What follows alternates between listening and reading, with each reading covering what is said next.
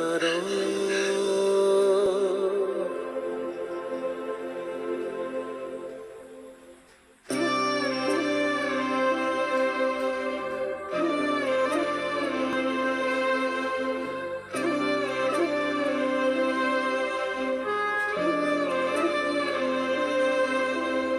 প্রাণর কাতর তোমার শরণ যাতনা যে যত আমার জীবন অকালর আঘাত